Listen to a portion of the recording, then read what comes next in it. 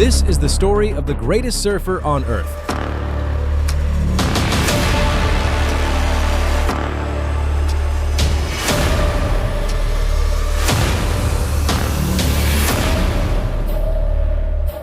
Who quit the game to live a life that is truly out of this world. We're back to the action, but before we show you the big waves at the pipeline, we've got a feature on a little surfer that's making big waves. My name is John Florence. I've been surfing since I was 2 years old. I live in front of a pipeline. Growing up in Hawaii, the ocean just naturally became a part of my life. Every single day of just like fighting through pain and learning how to get inflammation out of the body and just heal as quickly as I possibly could.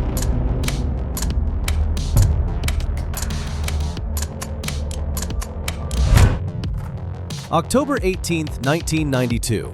John Alexander Florence was born in Honolulu and named after John F. Kennedy Jr., the boy who saluted his father's coffin. His mother Alexandra chose that name deliberately. That's a name that has strength, that has courage. Alex Florence's story is where this begins. At 16 years old in 1986, this New Jersey surfer girl told her parents she was moving to Hawaii. She won a bikini contest at Huntington Beach to fund the trip, hitchhiked from Honolulu Airport to the North Shore, and worked as an extra in the 1987 surf film North Shore. She was one of only 5 women brave enough to surf the North Shore then. A good day on the North Shore is good, either good pipe or a good V-land or good rocky rights or gas chambers. When John's father struggled with alcoholism and left, Alex raised 3 boys alone at Rocky Point, taking in up to 10 boarders at a time in their 2-bedroom bungalow. Dinner was sometimes cornflakes. She earned an English degree through night classes, using student loans to keep the family afloat. The story of how they got the pipeline house is pure documentary gold. When John was 6 years old, he and his mom were walking to check waves when they spotted a beachfront vacation rental. Alex said, "Let's just ask them." They knocked on the door. The owners agreed to long-term rent. A month later, they moved in. Kelly Slater became their neighbor. John stood on a surfboard at 6 months old. By age 5, he paddled out at Pipeline. At 7, big wave legend Herbie Fletcher was tow surfing him into bombs at Outer Reefs. At 8, he got his first tube at Pipe. Kelly Slater watched this kid growing up next door and made a prediction.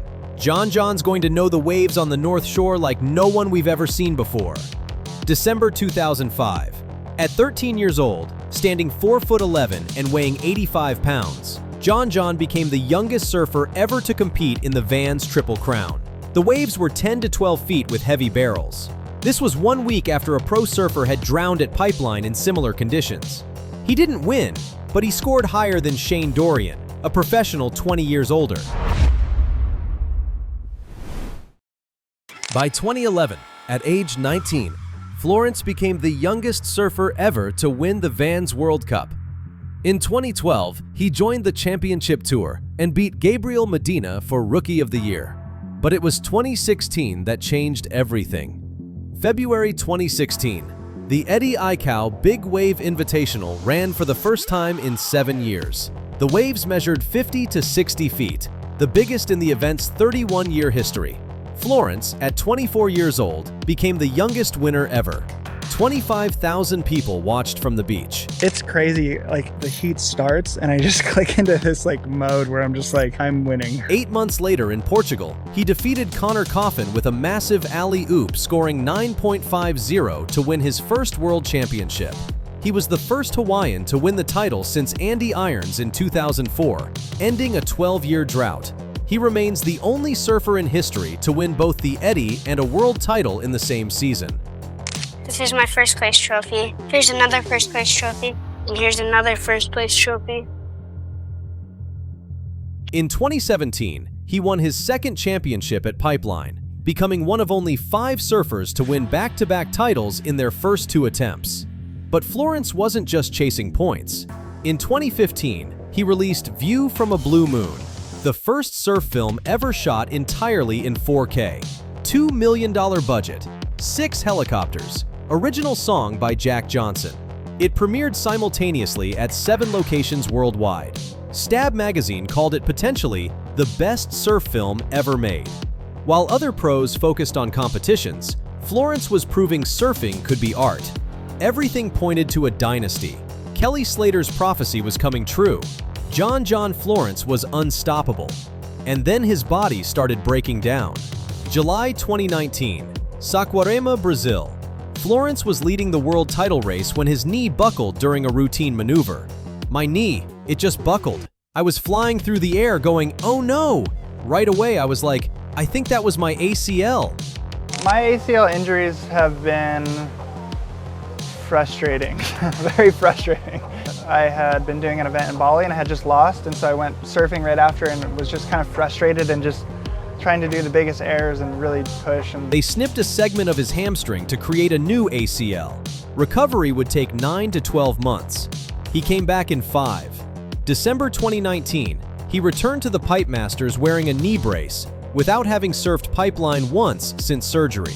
He beat Kelly Slater to secure an Olympic spot for Team USA. Now I have the hyperbaric, a float tank, sauna, ice bath, and then like a big infrared light panel, along with my little home gym. Just feeling the benefits from that has really helped because I can kind of track it all now and see everything. Recovery has become one of my main hobbies in my life, something that I actually I love doing, and I'm genuinely curious about the whole thing and just wanting to learn kind of every different aspect about it. But the nightmare wasn't over. May 2021, at Margaret River, just 2.5 months before surfing's Olympic debut in Tokyo, Florence tore the ACL in his other knee. 4 major knee ligament tears in 5 years. Each time he came back, each time a little slower, a little more cautious. He admits now, I think about quitting all the time. It's hard for me sometimes because my personality doesn't fit competing so well. The pressure was unbearable.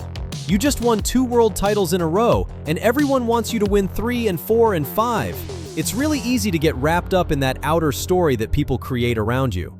He started meditating, creating space in his mind, but something deeper was wrong.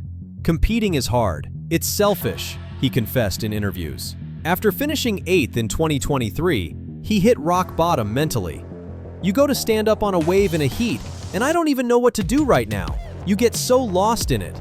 The injuries happened, he realized, when he was anxious or didn't want to be there. His body was trying to tell him something. In 2024, at 31 years old, 7 years since his last world title, Florence made a decision. This year, I'm just 100% committed to this tour. In past years, I've been kind of half in, half out. And when you're half in, half out, you don't do as much work behind the scenes. You're a little more tense, and losing feels a little more scary. He won El Salvador, finished 2nd at Margaret River. Then came the Paris Olympics at Teahupo, Tahiti, surfing's biggest stage. He finished 2nd in his heat, eliminated in the round of 16. The loss stung deeper than any injury. This wasn't just competition, this was the world watching. The pressure was suffocating, but he kept pushing. 2nd at Tahiti on the championship tour. Entered the WSL finals as the #1 seed. September 6, 2024. The final at Lower Trestles against Italo Ferreira. Match 1. Florence won 15.50 to 15.33. Match 2. 18.13 to 16.30. His signature layback scored a 9.70, the highest single wave score in finals history. He rode only 6 waves total. Italo rode 45. When the scores flashed, Florence threw both fists in the air, perhaps the hardest celebration he'd ever done. The last 7 years have been so tough, he said. So many injuries. And who's your favorite surfer? Tom Curran. Not Kelly Slater? He joined an elite club. Tom Curran, Andy Irons, Mick Fanning, Gabriel Medina, only the 5th surfer with 3 or more world titles. And then he walked away. December 2022, Florence married Lauryn in Waimea Valley during torrential rain. May 2024, they welcomed their son Darwin, named after Charles Darwin, continuing the Florence tradition of aspirational naming. In 2022, Florence bought his childhood home at Pipeline for $3 million and gifted it to his mother Alex, the same house she'd knocked on the door of when he was 6. The house where dinner was sometimes cereal. The house that Kelly Slater lived next door to.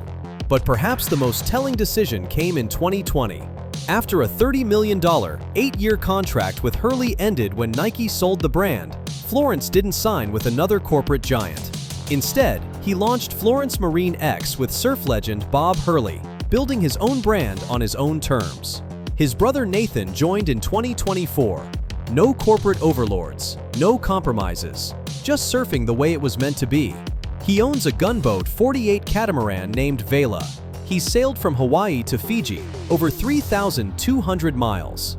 He's crossed to the Line Islands, to Palmyra Atoll with the Nature Conservancy, searching for waves that exist on no surf forecast.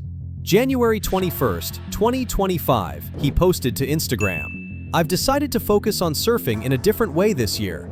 I want to create the time to explore, find new waves, and draw different lines.